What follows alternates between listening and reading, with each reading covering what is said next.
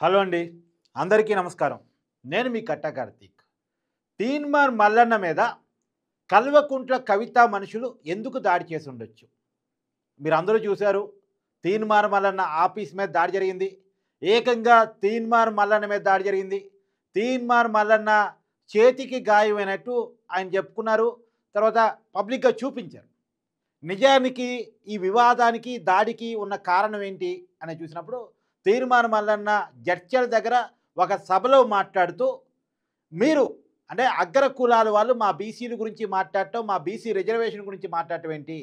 కవిత ఎప్పుడన్నా బీసీల కోసం పోరాటం చేసిందా? అంటే మీకు మాకు మంచం పొత్తుందా? కంచం పొత్తుందా? ఏదో ఇలా ఒక సామెతను వాడుతూ మాట్లాడే ప్రయత్నం చేశారు.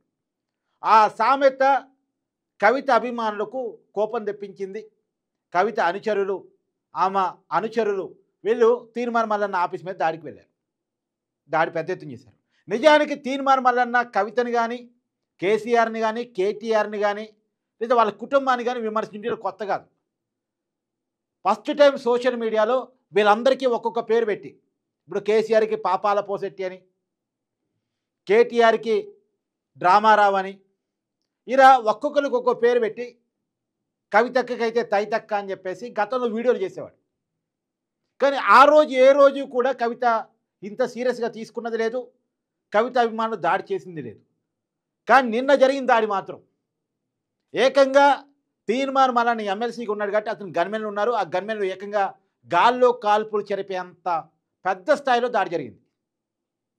రక్తం ఆఫీసులో కనపడింది. ఎందుకు ఇంత దాడి జరిగి ఉండొచ్చు? గతంలో రాని కోపం ఇవాళ ఎందుకు వచ్చింది అంటే దానికి ఒక కారణం ఉంది. ఇప్పుడు కల్వకుంట్ల కవితక్క కొంత ఐడెంటిటీ క్రైసిస్లో ఉన్నారు. తనకంటూ ఒక ప్రత్యేకమైన గుర్తింపు కావాలి. బీఆర్ఎస్తో సంబంధం లేకుండా తనకు ఒక పొలిటికల్ ఎజెండాతో ఒక ప్రత్యేకమైన గుర్తింపు కావాలని కవిత కోరుకుంటున్నారు. ఎందుకు కోరుకుంటున్నారు అంటే ఆమెకి బీఆర్ఎస్ పార్టీలో కానీ ఆ కుటుంబంలో కానీ కావలసినంత ప్రయారిటీ దొరకట్లే.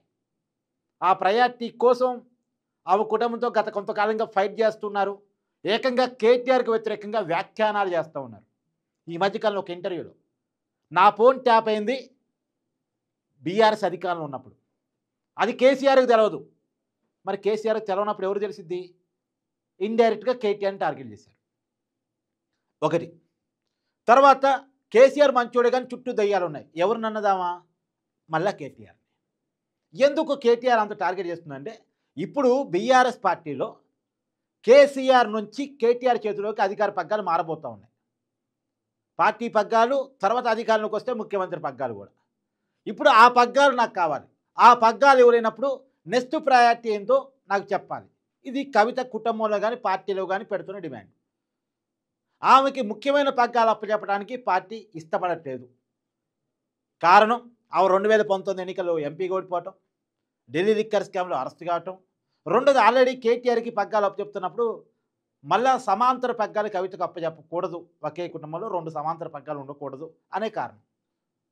ఇలా రకరకాల కారణాల ఫలితంగా కవిత తన కోరుకుంటున్న ప్రయారిటీ పార్టీలో కుటుంబంలో దక్కట్లేదు. సో గొడవ వచ్చిన తర్వాత సొంత ఎజెండాతో ముందుకెళ్లాలని ఆమె అనుకుంది. దానికోసం సామాజిక ఎజెండాను పెట్టుకుంది. ఎస్సీ, ఎస్టీ, బీసీ, ప్రధానంగా బీసీ రిజర్వేషన్లు, తర్వాత మహిళలకు 33% రిజర్వేషన్లు, ఇవన్నీ కవిత మాట్లాడుతూ వస్తున్నారు. నిన్న కూడా దాడి తర్వాత కూడా దాడిని ఖండించకపోగా సమర్థిస్తూనే ఇష్టం వచ్చినట్లు మాట్లాడితే ఎలా తెలంగాణ మహిళలు ఇప్పుడే రాజకీయాల్లోకి యాక్టివ్గా కదులుతున్నారు అని కవిత చెప్పుకొచ్చారు. నిజానికి ఇక్కడ నేను పిన్ పాయింట్గా చెప్తా. కవిత గారు మాట్లాడిన దాంట్లో నిజం ఉందా లేదా? ఇవాళ మాత్రమే ఆమె మహిళలు ఎందుకు గుర్తొచ్చారు? ఇవాళ మాత్రమే బీసీ వాదం ఎందుకు గుర్తొచ్చింది? తనకు ఒక పొలిటికల్ ఐడెంటిటీ కావాల్సి వచ్చినప్పుడు, ఒక ఐడెంటిటీ క్రైసిస్ వచ్చినప్పుడు బీసీలు గుర్తొచ్చారు, ఎస్సీలు గుర్తొచ్చారు, ఎస్టీలు గుర్తొచ్చారు, మహిళలు గుర్తొచ్చారు. కానీ కవిత గారి గురించి కొన్ని విషయాలు మీకు చెప్పాలి. కవిత గారు ఏమీ తెలంగాణ ఉద్యమం మొదటి నుంచి ఉన్న వ్యక్తి కాదు. ఆమె అమెరికాలో ఉన్నారు. తెలంగాణ ఉద్యమం పీక్స్లో ఉన్నప్పుడు కేసీఆర్ అమర నిరాహార దీక్ష చేసి ఒక ఉద్యమం ఉవ్వెత్తున ఎగుస్తుంది అనుకున్న క్రమంలో కవిత తెలంగాణ రాజకీయాలు కొంత యాక్టివ్ అయ్యారు. సరే, నిజంగానే ఆమె తెలంగాణ జాగృతి అని ఒక సపరేట్ ఆర్గనైజేషన్ పెట్టుకున్నారు. ఆ తెలంగాణ జాగృతి అనే సపరేట్ ఆర్గనైజేషన్ ద్వారానే ఆమె యాక్టివేషన్ నడిపారు. డైరెక్ట్గా ఆమె టీఆర్ఎస్ పార్టీలో, ఇప్పుడు బీఆర్ఎస్ అప్పుడు టీఆర్ఎస్ పార్టీలో ఆమె డైరెక్ట్గా ఆ పార్టీ నుంచి, ఆ పార్టీ పదవి నుంచి ఆమె యాక్టివేట్ కాలే. ఆ పార్టీ నుంచి కేటీఆర్, హరీష్ రావు వాళ్ళు ఫైట్ చేశారు కానీ కవిత మాత్రం సొంత ఆర్గనైజేషన్తోనే ఫైట్ చేసింది. కాకపోతే అలా చేయాలన్న ఒక సూచన కూడా అప్పుడు కేసీఆర్ నుంచే ఉన్నదనేది అందరూ చెప్తూ ఉంటారు.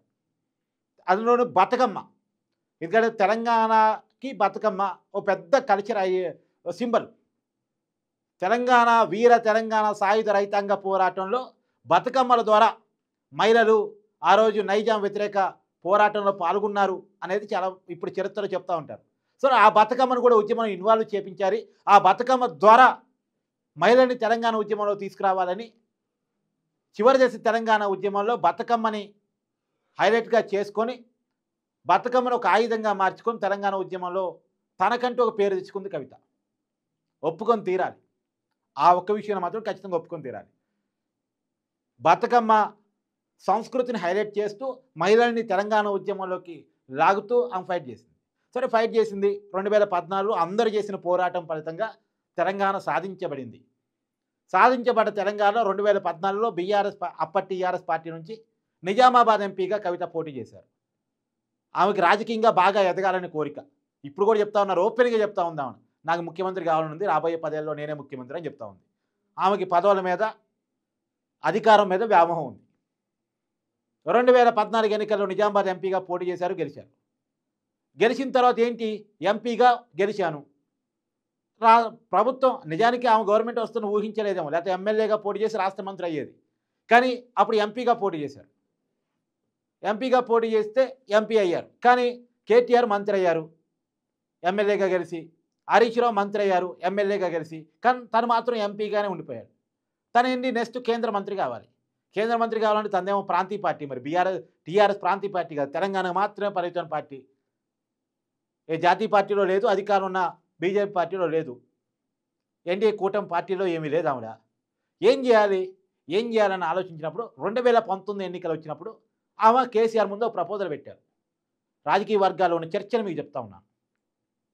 2019 ఎన్నికల ముందు మనం బీజేపీతో పొత్తు పెట్టుకుందాం బాబు, ఎందుకంటే నేను కేంద్ర మంత్రి అవుతాను అని ఒక ప్రపోజల్ కేసీఆర్ ముందు తీసుకెళ్లారట. తీసుకెళ్తే దానికి కేసీఆర్ అంటే నిజానికి అంతకుముందే ఎలక్షన్కి వెళ్ళి ఉంది తెలంగాణ ముందస్తు ఎన్నికలకి వెళ్ళి ఉన్నారు. 2018లోనే ముందస్తు ఎన్నికలకి వెళ్ళి ఉన్నారు కేసీఆర్, మళ్ళీ రెండోసారి గెలిచారు.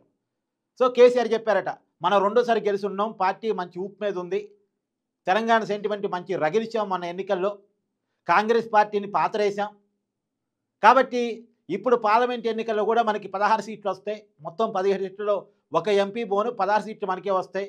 మా నినాదం కూడా కారు సారు 16. ఇంకోవైపు కేంద్రంలో అధికారం ఉన్న బీజేపీకి పాజిటివ్ లేదు, బీజేపీకి సొంత మెజార్టీ రాకపోవచ్చు, అసలు బీజేపీ గెలవచ్చు గెలవకపోవచ్చు, ఎన్డీఏ కూటమిలో నుంచి టీడీపీ విడిపోయి ఉంది. సో ఖచ్చితంగా రేపు బీజేపీకి మన అవసరం పడిద్ది, లేదు కాంగ్రెస్ అధికారం వచ్చినా మన అవసరం పడిద్ది, ఎవరికైనా మన అవసరం పడిద్ది. ఎన్నికల ముందు ఎవరితో పొత్తు పెట్టుకోవద్దు, ఎన్నికల తర్వాత మనం 16 సీట్లు మన దగ్గర ఉంటే మన కాడికి వస్తారు, అప్పుడు మనం అడిగిన పదవులు మనకి ఇస్తారు, అప్పుడు నువ్వు మంచి కేంద్ర మంత్రి పదవి మంచి పోర్ట్ఫోలియో తీసుకుంది కానీ అని చెప్పారంట. ఇప్పుడు కవిత చెప్తున్నారు కదా, బీజేపీతో బీఆర్ఎస్ విలీనం అని చెప్పేసి ఏదో ఆరోపణలు చేస్తున్నారు కదా. నిజానికి బీజేపీతో పొత్తు పెట్టుకోవాలని కేసీఆర్ ముందు ప్రపోజల్ పెట్టిందే కవితట. గతంలో బీజేపీతో పొత్తు ఎందుకు, తన రాజకీయ అవకాశాల కోసం అవసరాల కోసం బీజేపీతో పొత్తు పెట్టుకుంటే బాగుంటుంది అని కేసీఆర్ ముందు ప్రపోజల్ తీసుకుపోయిందే కవితట. ఇప్పుడు మొన్న ఉత్తరం రాశారు కదా, బీజేపీ గురించి గట్టిగా మాట్లాడేది కేసీఆర్ గారు, లేదు బీజేపీతో బీఆర్ఎస్ విలీన చర్చలు కాదు, నేను జైల్లో ఉన్నప్పుడు జరిగినాయి, జైల్లో ఉన్నప్పుడు కాదు అంటే విలీన చర్చలు కాదు కానీ పొత్తు చర్చలు జరిగినాయి. ఆ పొత్తు చర్చలు కూడా 2019 పార్లమెంట్ ఎన్నికలు అంటే ముందు జరిగినాయి. కారణం కవిత తీసుకొచ్చిన ప్రపోజల్, కవిత గారు తీసుకొచ్చిన ప్రపోజల్. అనుకున్నది ఒకటి, అయింది ఒకటి. 2019 ఎన్నికల్లో నిజామాబాద్ నుంచి పోటీ చేసిన కవిత గారు ఎంపీగా ఓడిపోయారు. బీఆర్ఎస్ పార్టీకి 16 ఎంపీ స్థానాలు రాలేదు. ఇంకో పక్క కేంద్రంలో బీజేపీకి ఎవరితో అవసరం లేకుండానే వాళ్ళు సొంతంగానే వాళ్ళు గెలిచేశారు, కేంద్రంలో అధికారంలోకి వచ్చేసారు. వాళ్ళకి తోడుగా ఎన్డీఏ పార్టీలు కూడా ఉన్నాయి, కానీ అసలు ఎన్డీఏ పార్టీల అవసరం కూడా లేనంతగా వాళ్ళకి కేంద్రంలో మ్యాజిక్ ఫిగర్ దాటేశారు వాళ్ళు. సో వాళ్ళు బీఆర్ఎస్ని అప్పటి టీఆర్ఎస్ని పొత్తు కోసం అడగాల్సిన అవసరం లేదు, వీళ్ళు అడిగిన వాళ్ళు ఒప్పుకునే పరిస్థితి లేదు. అసలు కవిత కూడా ఎంపీగా ఓడిపోయి ఉన్నారు. సో కేంద్ర మంత్రి కళ అలా ఆవిరైపోయింది. అలా కవిత గారి కేంద్ర మంత్రి గారు ఆవిరైపోయింది. ఇక వాట్ నెక్స్ట్? సరే ఎంపీ ఓడిపోయారు, తనకి ప్రస్తుతం ఏదో పదవి కావాలి, ఎమ్మెల్సీ నామినేటెడ్, ఆమె అడిగింది, తర్వాత ఎమ్మెల్సీ అయ్యారు. అది కూడా డైరెక్ట్గా ప్రజల ఓటుతో ఏమి కాదు, ఆమె ఎమ్మెల్సీ అయ్యారు. ఎమ్మెల్సీగా ఉన్నారు, కానీ ఎమ్మెల్సీగా ఉన్న ఏదో ఒక అసంతృప్తి, రాజకీయంగా ఎదగలేకపోయాను. కేసీఆర్ ముఖ్యమంత్రిగా ఉన్నారు, కేటీఆర్ మంత్రిగా ఉన్నారు, హరీష్ రావు మంత్రిగా ఉన్నారు, ఇంకా కేటీఆర్ పార్టీ వర్కింగ్ ప్రెసిడెంట్గా కూడా ఉన్నారు, కానీ నేను ఎదగలేకపోయాను అని మొన్న అసెంబ్లీ ఎన్నికల్లో ఆమె సీట్ అడిగేటువంటి ప్రయత్నం చేసినా కాదు అన్నారు, వద్దు అన్నారు, ఆమె పోటీ చేయలేదు. తర్వాత పార్లమెంట్ ఎన్నికల్లో పోటీ చేసేసరికి ఆమె లిక్కర్ కేసులో జైల్లో ఉన్నారు. బయట ఉండే 2019 ఎన్నికల్లో గెలవలేదు కాబట్టి ఇప్పుడు జైల్లో ఉండి ఎంపీగా పోటీ చేస్తే గెలిచే అవకాశం కూడా లేదు. లిక్కర్ స్కామ్లో అరెస్ట్ అయిన తర్వాత కవితకి చాలా నెగిటివిటీ వచ్చింది కాబట్టి 2024 పార్లమెంట్ ఎన్నికల్లో పార్టీ ఆమెకి నిజామాబాద్ సీట్ని కేటాయించలేదు, ఆమె కూడా అడగలేదు. పైగా అప్పటికే కేసీఆర్కి కవితకి చాలా గ్యాప్ వచ్చినట్టుంది. ఎందుకంటే ఆమె చేసినటువంటి వ్యవహారాలు నిజానికి 2019 ఎన్నికల్లో కూడా కవిత ఓడిపోవటానికి బీఆర్ఎస్ ఎమ్మెల్యేలకు కారణమని ఆవిడే చెప్పుకుంటూ ఉంటుంది, నేను చెప్తుంది కాదు, ఆవిడే చెప్పుకుంటూ ఉంటుంది. పార్టీలో కొంతమంది కోవట్టి నన్ను ఓడించారు, సంబరాలు చేసుకున్నా నేను ఓడిపోయిన తర్వాత అని. ఎందుకంటే పార్టీ ఎమ్మెల్యేలకి కవిత గారికి గ్యాప్ ఉంది, లేదా కవిత చేసిన దందాలు అక్కడ ఉన్న ఎమ్మెల్యేలకు నచ్చలేదు, ఇలాంటివన్నీ ఆ పార్టీలో ఉన్నటువంటి చర్చలే. కాబట్టి ఏది ఏమైనా అప్పటికే కేసీఆర్తో చాలా గ్యాప్ కవితకు రావటం, అందులో లిక్కర్ స్కామ్లో అరెస్ట్ కావటం, లిక్కర్ స్కామ్లో అరెస్ట్ కావటం అంటే పార్టీకి చాలా ఇబ్బంది కదా, వేరు కేసులు వేరు, అందులోనూ ఒక ఆడబిడ్డ లిక్కర్ స్కామ్లో అరెస్ట్ కావటం వేరు. అప్పుడు లిక్కర్ స్కామ్లో కవిత అరెస్ట్ అయి ఉన్నారు కాబట్టి మొత్తం మీద కేసీఆర్ కనీసం పలకరించలేదు, పరామర్శించలేదు తీహార్ జైల్లో ఉన్న కవితని. నిజాన్ని ముద్దుర కూతురు, ఇష్టమైన కూతురు అని చెప్తూ ఉంటారు కేసీఆర్కి, గారాల పట్టి అని చెప్తూ ఉంటారు.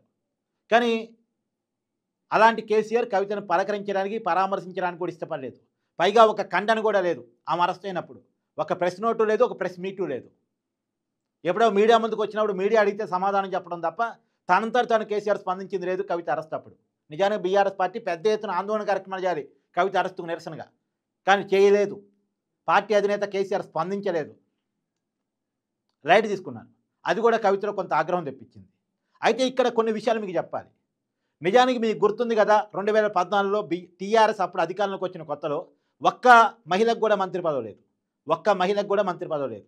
ఎందుకు మంత్రి పదవి లేదని ఆరాధిస్తే రాజకీయ వర్గాల్లో చాలామంది తెలిసిన విషయం, చాలామంది తెలంగాణ రాజకీయాల్లో చర్చించుకునే విషయం ఏంటంటే కవిత కేసీఆర్ ముందు ఏ మహిళకి మంత్రి పదవి ఇవ్వద్దు అని చెప్పారు అని. ఆ రోజుల్లో మంచి బాండింగ్ ఉంది కేసీఆర్కి కవితకి, తండ్రి కూతురు కదా. ఎందుకు ఇంకెవరైనా మహిళ తెలంగాణ రాజకీయాల్లో హైలైట్ అవుతే తనని డామినేట్ చేస్తారు అనే కారణం చేత ఏ మహిళకి మంత్రి పదవి ఇవ్వద్దు అని కవిత చెప్పారు. అందుకోసం ఒక్క మహిళకు కూడా 2014 నుంచి 2018 వరకు ఉన్నటువంటి కేసీఆర్ గారి పరిపాలనలో ఒక్క మహిళ కూడా మంత్రి కాలేకపోయారు. మహిళకు మంత్రి పదవి ఇవ్వలే. సాధించబడ్డ తెలంగాణ రాష్ట్రంలో తొలి ప్రభుత్వంలో తొలి క్యాబినెట్లో ఒక్క మహిళా మంత్రి కూడా లేరు. రెండోసారి గెలిచిన తర్వాత మహిళా మంత్రులు వచ్చారు తప్ప మొదటిసారి తెలంగాణ మొట్టమొదటి క్యాబినెట్లో ఒక్క మహిళ కూడా లేరు. మరి అప్పుడు కవితకి ఈ 33% రిజర్వేషన్ గుర్తు రాలేదా? మహిళా రిజర్వేషన్ 33% మంత్రి పదవులు మహిళలకు ఇవ్వాలనే విషయం కవిత గుర్తు రాలేదా? ఇప్పుడు చాలామంది ప్రశ్నిస్తున్నారు ఈ విషయాన్ని. ఈ ప్రశ్నలు కవిత గారికి నచ్చకపోవచ్చు, కవిత గారి అభిమానులకు నచ్చకపోవచ్చు, కానీ ఉన్న వాస్తవం ఇది, ఉన్న వాస్తవం ఇది. నేను వ్యక్తిగతంగా టార్గెట్ చేయను, కానీ సబ్జెక్ట్గానే మాట్లాడతాను. ఈ సబ్జెక్ట్ పిన్ పాయింటెడ్గా చెప్తాను. ఆ రోజు ఫస్ట్ తెలంగాణ క్యాబినెట్లో ఒక్క మహిళకి మంత్రి పదవి లేనప్పుడు కవిత గారు నోరెందుకు ఇప్పలేదు, ఎందుకు నానా మంత్రి పదవులు ఒక మహిళకి ఇవ్వవు అని అడగలేదు. మహిళలు ఉన్నారు ఎమ్మెల్యేలు, ఎందుకు అడగలేదు? పోని కొన్ని బీసీ కులాలకు కేసీఆర్ గారు అధికారంలోకి వచ్చిన తర్వాత రిజర్వేషన్ తగ్గించేశారు. ఆ విషయాన్ని బీసీల మీద ప్రేమ ఉన్న కవిత గారు ఎందుకు మాట్లాడలేదు? ఎందుకని మాట్లాడలేదు? పోడు భూముల సమస్య మీద కవిత గారు మొదట్లో, తర్వాత కాలంలో కేసీఆర్ కూడా పోడు భూముల ఇష్యూ మీద కొంత లైన్ తీసుకున్నారు. కానీ పోడు భూముల ఇష్యూ మీద అక్కడ గిరిజనులు పోరాటం చేస్తున్నప్పుడు వాళ్ళని అణిచే ప్రయత్నం తెలంగాణ ప్రభుత్వం చేసినప్పుడు వాళ్ళ తరపున ఎందుకు కవిత గారు నిలబడలేదు? ఇవాళ సామాజిక అంశాలు మాట్లాడుతున్నారు కదా కవిత గారు, ఎందుకు గిరిజనుల తరపున నిలబడలేదు? వాళ్ళ హక్కుల కోసం నిలబడలేదు? ఇలా అనేక అంశాలు ఉన్నాయి. ఈరోజు మాత్రమే ఎందుకు సామాజిక అంశాలు గుర్తొచ్చాయంటే తనకు రాజకీయ గంట కావాలి, ఒక జెండా కావాలి, ఒక ఎజెండా కావాలి. ఇప్పుడు ప్రస్తుతానికి జెండా తెలంగాణ జాగృతి అనేది ఉంది, తర్వాత పార్టీగా మార్చుకుంటారేమో కానీ ఇప్పుడు ఒక ఎజెండా కావాలి. ఎజెండా ఏంటి? సామాజిక అంశాలు, తెలంగాణ వాదం. మరి ఎంతమంది తెలంగాణ ఉద్యమకారులకి 9.5 ఏళ్ళుగా కవిత అందుబాటులో ఉన్నారు? ఎంతమంది తెలంగాణ ఉద్యమకారుల కోసం కవిత నిలబడ్డారు? నేను ఒకటే ఒక ఉదాహరణ చెప్తా. తెలంగాణ మలిదేశ తెలంగాణ ఉద్యమంలో మొట్టమొదటి ఆత్మహత్య చేసుకునేటువంటి అమరవీరుడు శ్రీకాంతచారి. వాళ్ళ తల్లి శంకరమ్మకి మీరు 2019 ఎన్నికల్లో సీట్ ఇచ్చారు, 18 ఎన్నికల్లో సీట్ ఇచ్చారు. ముందస్తు ఎలక్షన్స్కి వెళ్ళారు కాబట్టి ముందస్తు ఎలక్షన్స్లో ఆమెకు సీట్ ఇచ్చారు. కానీ హుజూర్ నగర్లో ఆమె ఓడిపోయారు. తర్వాత ఉత్తమ్ కుమార్ రెడ్డి గారు ఎంపీగా పోటీ చేయడం కోసం ఎమ్మెల్యే పదవికి రాజీనామా చేయడం వల్ల పార్లమెంట్ ఎన్నికలతో పాటు మళ్ళీ హుజూర్ నగర్ బై ఎలక్షన్స్ వచ్చాయి.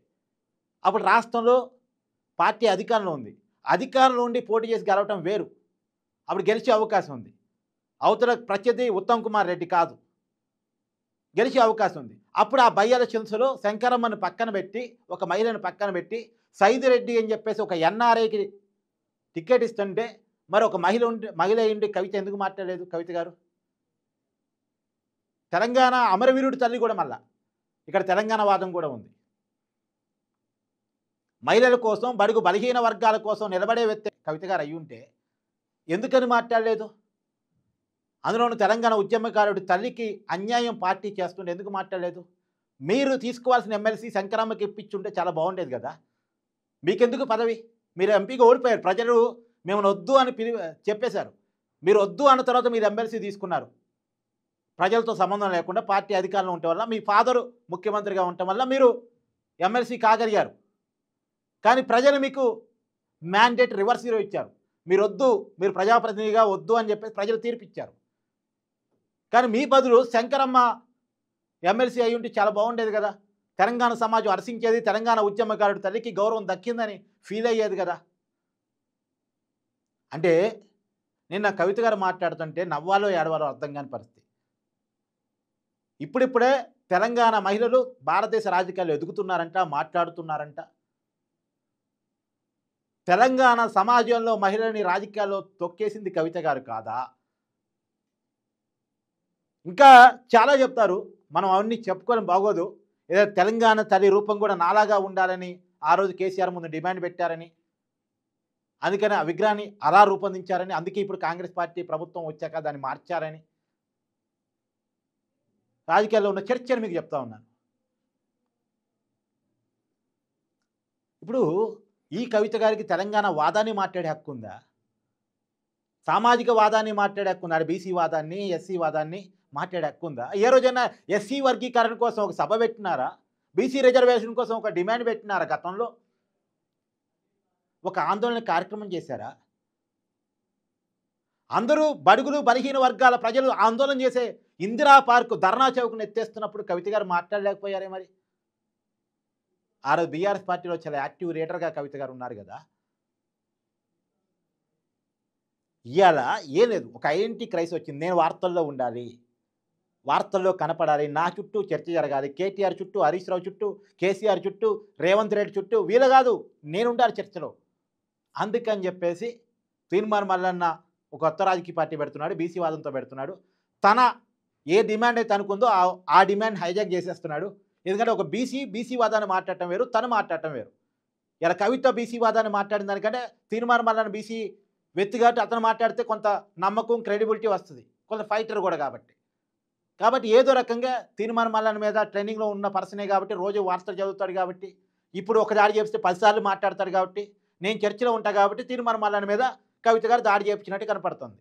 కేవలం వార్తల్లో ఉండటం కోసం, తన చుట్టూ వార్తను తిప్పుకోవడం కోసం, తెలంగాణ మొత్తాన్ని కూడా తన వైపు తిప్పుకోవడం కోసం చేసినటువంటి ఒక పనిగా కనపడుతుంది తప్ప, ఏదో తన్నేదో మాట అన్నారని ఆ మాటకేదో కవిత గారు అనుచరులకి, అభిమానులకి కోపం వచ్చి దాడి చేసింది అయితే నేనైతే అనుకోవట్లేదు.